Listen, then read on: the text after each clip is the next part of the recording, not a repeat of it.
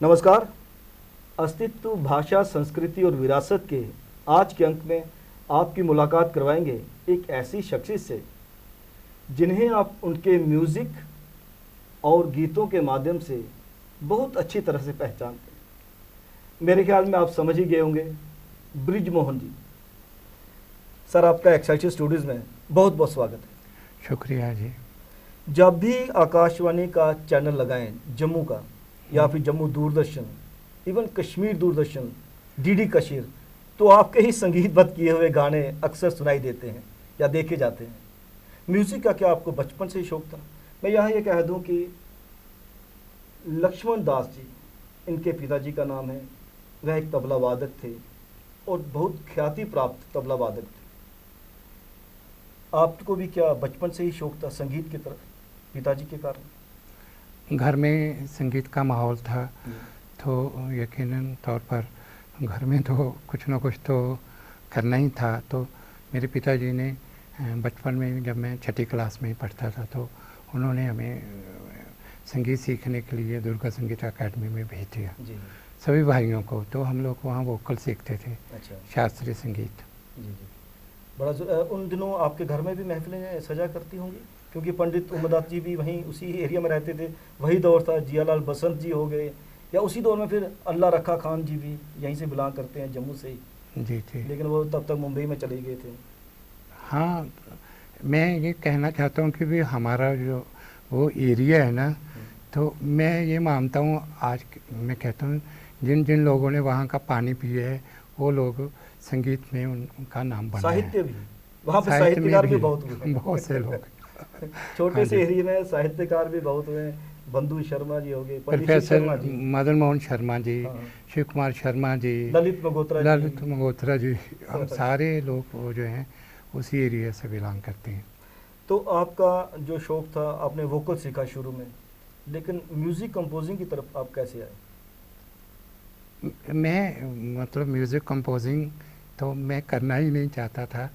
तो बेसिकली मुझे लिखने का शौक़ था। अच्छा। तो उसमें मुझे बहुत मेहनत करनी पड़ी। तो क्या लिखना कैसे है, मीटर छंद कैसे है, तो वो उन दिनों में मैं जो भी लिखता था तो मुझे लगता था कि भाई मैं बहुत अच्छा लिखता हूँ। अच्छा। ऐसे अपने आप में वहम होता था, लेकिन वो सही होता ही नहीं था। फिर बड़ी मुश्किल से मुझे कृष्ण सुमेरपुरी जी का साथ मिला। वो भी मुझे कहने लगे, भाई तुम पोइट क्यों बनना चाहते हो, पोइट तो भूखों मरते हैं। अच्छा। तो मैंने कहा नहीं, मुझे शौक़ है, बहुत शौक़ है। तो उन्होंने मुझे 3 महीने तक सिर्फ यही समझाया कि तुम कुछ और करो, पढ़ो, कोई डॉक्टर बनो। फिर मैंने उनसे वादा किया कि भाई मैं पढ़ूँगा, ज़रूर पढ़ूँगा। ऐसा नहीं होगा कि भाई मैं मतलब पोइट बनूँगा तो कुछ पढ़ूँगा नहीं। तो उनसे फिर वादा किया था।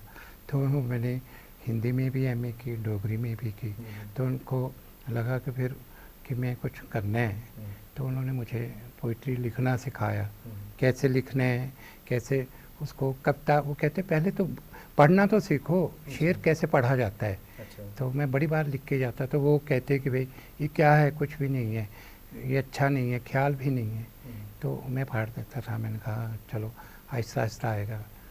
तो वो संगीत की तरफ इसलिए आया कि भाई मुझे पहला ही गीत जो मेरा मतलब जिसे मैं सोचता कि बड़ी मेहनत से मैंने ये विद्या सीखी है, तो मुझे अपनी ना पहली धुन जो है ना पसंद नहीं आई। अच्छा। तो मैंने कहा कि भाई जहाँ वो गाना रिकॉर्ड हुआ, तो मैं अदारे का नाम नहीं लेना चाहूँगा कि वो गाना, मैंने उनसे कहा कि आपने ये वाला गाना जो है मेरा, इसको रेज कर दें। अच्छा। तो वो कहने लगे नहीं, 3 बार चला के ही हम इसको रेज कर सकते हैं। मैंने कहा ये मुझे बिल्कुल पसंद नहीं आया। 3 बार तक तो सभी सुन लेंगे। तो मैंने कहा उनको ऐसे टाइम पे लगाएं जब लोग बिल्कुल सुनते ना हो रेडियो। ब्रिजमोहन जी के बारे में कहा जाता है कि जब तक इनको चीज़ कोई अच्छी तरह से पसंद नहीं आती, ये उसको ओके नहीं करते। उसका चश्मदीद गवाह भुक्तभोगी मैं भी हूँ, क्योंकि इनके माध्यम से ही मेरी, और इन्होंने ही मेरी पहली किताब भी पब्लिश करवाई, दूसरी भी करवाई, तीसरी भी करवाई, और हर बार मैं इनसे ही संपर्क साधा करता हूँ। जब भी मैं फंस जाता हूँ, आप समझ लीजिए साहित्य में, तो ये मेरी पूरी मदद करते हैं। और कहा जाता है कि ब्रिजमोहन जी तब तक कोई भी चीज़ ओके नहीं करते जब तक इनको वो परफेक्ट ना लगे। तो वो कैसे हो सकता था कि जब आपको अच्छी नहीं लगी तो आपने बोला कि वो उसी इसमें उसकी वजह ये है कि मुझे जो आपकी कहानियों में वो जो एक प्लॉट मिलता है, थीम मिलता है, तो वो बड़ा सॉलिड होता है, कुछ कहा होता है। ऐसा नहीं है कि वो कहानियाँ होती हैं। अगर मुझे आपकी कहानियों में कोई चीज़ नज़र नहीं आती तो मैंने आपसे बिल्कुल मैंने कहना ही नहीं था। मैंने तो खुद ही कहा था कि आपकी कहानी बहुत अच्छी है, मुझे बताओ मैं कुछ कर सकता हूँ। तो मैं भी बड़ा खुशकिस्मत रहा कि आपका साथ मिला सर। लेकिन कहा जाता है कि बृजमोहन जी को अगर आप एक न्यूज़ आइटम भी दे दो तो उसको भी संगीत में ढाल सकते हैं। इसके पीछे शायद कारण यह है कि आपने इतना अधिक संगीत दिया है, और जितने भी डोगरी भाषा के मोस्ट पॉपुलर सॉन्ग्स हैं, जैसे लता जी का वो नहीं उनका पद्मा साहिब का जो गाना जो है अस डोगरे है ना, वो एक थीम सॉन्ग बन चुका है डोगरों का, या चटनी तिमरूदी है ना। कितने गानों का नाम लें, ऐसा लगता है कि फोक है, लेकिन बाद में पता चलता है ये तो आपने लिखा। फोक कहने का मतलब जब कोई चीज़ बहुत पॉपुलर हो जाया करती है तो वो फोक कहलाती है। लेकिन इनका अपना ही संगीतबद्ध किया हुआ गाने इतने पॉपुलर हैं कि लोग आज भी याद करते हैं। मैं अगर सुबह एक धुन तैयार करता हूँ तो मुझे उस समय लगता है कि ये फाइनल है, ये बहुत ही बढ़िया बनी है, तो शाम को मैं उसको रिकॉर्ड करके रख लेता हूँ। अगर वो शाम को मुझे अपने आप याद ना आए तो मैंने कहा वो अगर इतनी अच्छी थी तो मुझे याद क्यों नहीं आ रही, तो मैं बिना सुने दूसरी बनाना शुरू कर देता हूँ। फिर हो सकता है बाद में वही फाइनल कर लूँ सुबह वाली। तो मुझे ये अच्छा लगता है। कई बार मैंने देखा है कि कोई चीज़ आप फाइनल कर ले तो हम सोचते हैं कि यही बहुत अच्छा है, हम एक कदम और चल के देखें, पता नहीं कौन सी अच्छी चीज़ और इंतज़ार कर रही है। तो वो मुझे ये लगता है कि भाई जो हम कर चुके हैं ये अच्छा है, हो सकता है कुछ और करके भी देखें, तो उससे ये होता है कि काम अच्छा हो जाता है। वेद राही एक बहुत बड़ा नाम है डोगरी साहित्य में भी और एज फिल्म मेकर भी। उन्होंने एक बार ऑन रिकॉर्ड कहा है कि अगर बृजमोहन जी मुंबई आ जाते तो मुंबई में एक म्यूज़िक कंपोज़र के तौर पर बहुत बड़ा नाम होता। हाँ, उनका बड़ा मेरे साथ साथ रहा, बड़ा प्यार करते वो। जब तक वो उन्होंने मेरे से पहला दीन भाई पंत जी के लिए काम करवाया, उसके बाद उन्होंने बहुत से काम मेरे से करवाए। तो वो उनको ख़ास करके मुझे मैं भाग के लिए ना उन्होंने मुझे मैं उनका याद करना चाहता हूँ कि उन्होंने एक दूरदर्शन के लिए भाग के लिए कार्यक्रम करना था, तो मुझे उन्होंने कहा बृजमोहन तुम बड़े खुशकिस्मत हो कि तुम्हें भाग पर काम करने का मौका मिल रहा है, और मुझे पता है कि तुम इसमें पूरा 100% काम करोगे। तो उन दिनों में अभी नवीन शर्मा जी मेरे साथ नहीं है, वो बेचारे बड़े, उनको भी मैंने साथ रखा, नवीन जी को भी मैंने कहा कि भाई चलते हैं गांव में स्टडी करते हैं भाग को। तो उसके बाद उन्होंने किताब भी लिखी, तो वो गांव में जा कर के देखा भाग कैसे गाते हैं, किस तरह से लोगों के इंटरव्यू किए, और किताब में उन्होंने वो सारे छापे। तो वे जी मुझे ये कहते हैं कि भाई आप भजन बना लो, गज़ल बना लो, गीत बना लो, जो तुम्हें समझ भाग की है ना, कि तुम मेरी बात समझो कि तुम भाग बहुत अच्छा कर सकते हो, तुम्हारे अंदर वो चीज़ है। तो मैंने कहा ललित मंगोत्रा जी मुझे ये कहते हैं कि तुम जितनी अच्छी गज़ल कर सकते हो, तो मैंने कहा हर आदमी ऐसा सोचता है ना इसमें। हाँ, तो मैंने कहा वो उनके लिए मैंने ख्यालें कोई आया एक गज़लों का, वेदपाल देव जी की गज़लों का एल्बम तैयार किया बॉम्बे में जा कर के। तो उस समय ऐसा था कि 6 गज़लें करनी थी, तो वो वेद भसीन जी के घर में एक मीटिंग हुई जिसमें बंधु शर्मा जी भी बैठे थे और भी म्यूज़िक के लोग थे। तो 12-13 कंपोजिशंस मैंने तैयार की थी, तो उनमें से 6 करनी थी। तो ऐसा हुआ कि भाई 8 गज़लों पे अल्फ़ा प्लस प्लस प्लस अच्छा मार्किंग थी, तो अब 6 ही करने थे। तो मैंने कहा सर ऐसा करो, अब आप, वो कहते हैं हम चाहते हैं कि भाई ऐसी गज़लें बने जो, हम नहीं चाहते कि वो सारे लोग सुने, उसमें वो जो बड़े इंटेलेक्चुअल लोग हैं वो लोग सुने। तो फिर वो मैंने कहा ये गज़ल मेरी पसंद की भी रख लो, क्योंकि आम लोगों के लिए भी तो होनी चाहिए। वो थी उंदा बादा जहाँ साड़ा कसूर, तो वो बड़ी पॉपुलर हुई। जम्मू में कोई ऐसा कलाकार नहीं जिसने ये वाली गज़ल नहीं गाई हो, तो वो सिंपल थी ना, तो बाकी सारी बड़ी सिर से। जैसे पाक की बात कर रहे हो, पाक जो है हमारा डुग्गर प्रदेश का सांस्कृतिक विरासत है, फोक म्यूज़िक है, उसको बचाने की बहुत अधिक आवश्यकता है। जैसे गीतड़ू हो गया, पाक हो गया, और पाक पे आपने कार्य किया भी है। सर आपने अधिकतर सिंगर्स के साथ कार्य किया हुआ है, चाहे सुरेश वाडकर जी हों, उनके साथ भी आपने किया है काम, और भी बहुत सारा सरगम हो गए, या जम्मू सुरेश के जितने वाडकर भी जी नहीं थे, वो जिन्होंने मेरी कंपोजिशंस गाई हैं उनमें महेंद्र कपूर जी हैं और कुमार शानू जी हैं, उन्होंने मेरा लिखा हुआ गीत गाया, कंपोजिशन ही उन्होंने गाई। तो ऐसे बड़े सारे लोग हैं जिन्होंने मेरी कंपोजिशंस गाई हैं, कुछ लोगों ने मेरी पोइट्री गाई हैं। तो उनमें कविता कृष्णमूर्ति जी, साधना सरगम, ऋचा शर्मा, अभिजीत भट्टाचार्य, फिर जसवंत सिंह हैं, और मोहम्मद अजीज़ हैं, और नेशनली रिप्यूटेड सिंगर्स हैं सर। हाँ हाँ, फिर वो जो हैं नूरा सिस्टर्स है। अभी एक लेटेस्ट मेरा गाना कुछ दिनों पहले ही मतलब ईद के मौके पर रिकॉर्ड हुआ है किसी फिल्म के लिए। वो नाम नहीं मुझे याद आ रहा, बॉम्बे में राहत काज़मी जी की फिल्म है। तो उन्होंने तो मुझे मौका दिया कि एक वो गीत लिखना था उनकी फिल्म के लिए, जो सिचुएशन थी, तो ऐसा लिखा। तो वो वहाँ मतलब किसी आर्टिस्ट ने गाया मुंबई के। आपने एकेडमी में भी कार्य किया, एडिटर शिराजा आप वहाँ से सेवानिवृत्त हुए, तो उसके माध्यम से भी आपने कई साहित्यकारों को भी प्रोत्साहित किया है। तो जैसे कि हमारा जो कार्यक्रम है इसका टाइटल ही अस्तित्व, भाषा, संस्कृति और विरासत है, तो उसमें आप क्या समझते हैं कि जो उस दौर का साहित्य था, आपने सभी प्रकार का साहित्य पढ़ा हुआ है, पुराने साहित्यकारों का भी, नए साहित्यकारों का भी, आप खुद भी एक बहुत अच्छे कवि हैं, तो आज के साहित्यकार और जो पुराने साहित्यकार हैं उनमें कोई सामंजस्य है, या आज का साहित्यकार थोड़ा ज़्यादा प्रगतिवादी है, तो विश्व साहित्य जो चल रहा है, अलग अलग भाषाओं में लिखा जा रहा है, उसी लीग पे चल रहे हैं?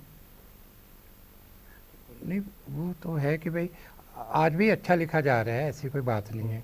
मतलब कोई टैलेंट की कमी नहीं है जम्मू में, चाहे गाने वाले हों, लिखने वाले हों। मैं आपसे ही बात करता हूँ कि आपकी कहानियाँ मुझे बड़ी पसंद आती हैं, तो मैं इसलिए नहीं, आप मेरे सामने बैठे हो तो मैं सही में कहना चाहता हूँ कि भाई मैंने बड़े सारे राइटर्स की कहानियाँ पढ़ी हैं, सब लोग लिखते हैं, अच्छा लिखते हैं, लेकिन जब आपने शुरुआत की थी कहानियों की, तो उस समय मुझे याद है कि भाई आप एकेडमी में आए थे श्यामला रैना जी के पास, तो मैंने वो देखा, और जितना आप काम कर रहे हो, कहाँ मतलब मुझे अपना काम आपके आगे बिल्कुल बड़ा ऐसा छोटा सा लगता है कि भाई मैं कहता हूँ कि भाई आप सोते कब हो। मैं अपने बारे में तो ज़्यादा कुछ कह नहीं सकता, मुझे तो बोलना भी बड़ा अच्छा नहीं लगता है अपने बारे में कुछ कहूँ। जो संगीत के माध्यम से आप कह देते हैं वो बहुत बड़ी बात है। नहीं, वो तो है कि भाई सारे लोग करते हैं यहाँ पे। मैं बड़ा सौभाग्यशाली हूँ क्योंकि मुझे बड़े बड़े अच्छे लोगों से मिलने का मौका मिला। रीता जितेंद्र जी, वो मतलब उनको मेरे अलावा किसी का काम भी नहीं पसंद आता था, तो वो एकेडमी में आए तो कहते हैं ब्रिजमोहन ऐसा काम करो जो किसी ने नहीं किया हो। तो मैंने कहा क्या करना है मुझे बताओ। कहते वेद की ऋचाओं पर ना एक संगठन पे गीत लिखो। तो वो मैंने एक गीत लिखा, संग संग चले संग संग डोले।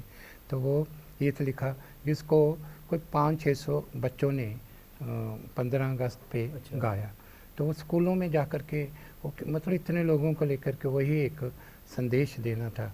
या मतलब ललित मंगोत्रा जी हैं, उन्होंने मतलब शुरू में मेरे डोगरी संस्था में इतने कार्यक्रम किए, और मुझे ये लगता था कि भाई मुझे काम करने का शौक़ था। मुझे ये लगता था कि भाई कहीं से भी कोई कहे, या बलवंत ठाकुर हैं उनके ड्रामे में, तो मुझे उनके भी बड़े सारे प्लेज़ में मुझे म्यूज़िक दिया।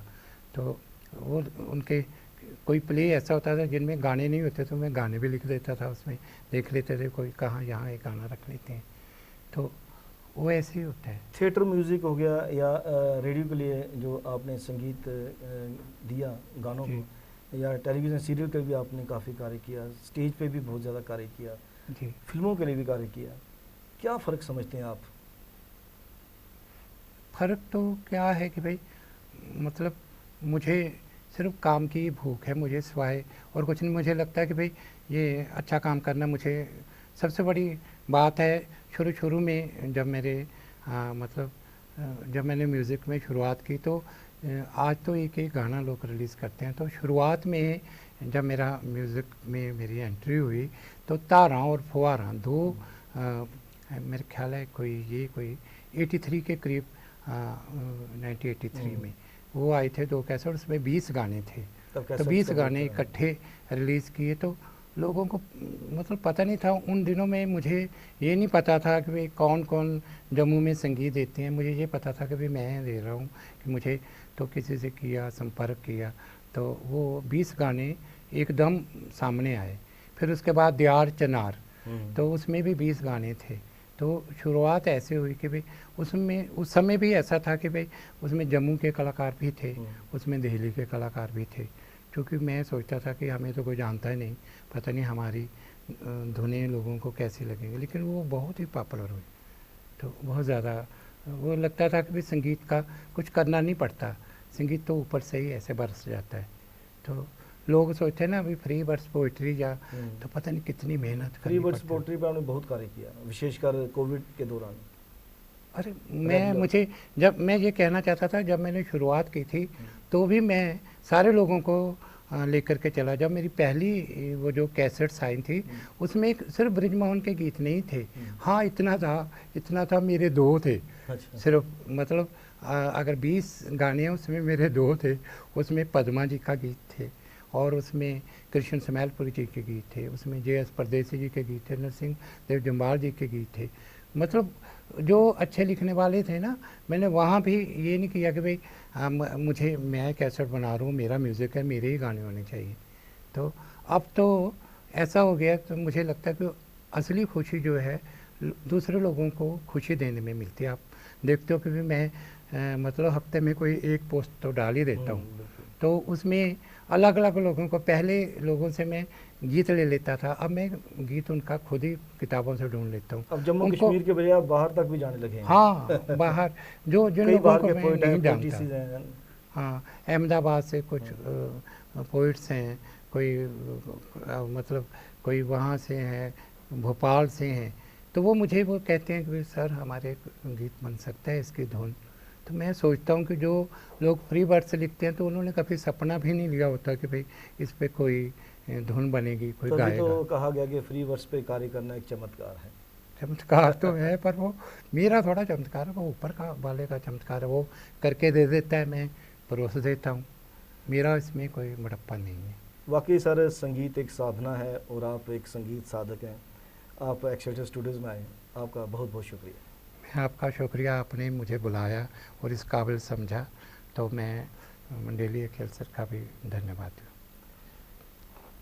अस्तित्व के इस अंक में आपने बातचीत सुनी श्री ब्रिजमोहन जी से, जो वाकई एक संगीत साधक हैं, और एक संगीत साधक कैसा होना चाहिए उसमें वो एक प्रेरणा स्रोत साबित हो सकते हैं सभी संगीत जानने वालों के लिए, संगीत पे कार्य करने वालों के लिए, संगीत साधकों के लिए। कैमरा पर्सन करण सिंह के साथ अब राजेश्वर सिंह राजू को दीजिए इजाज़त। नमस्कार।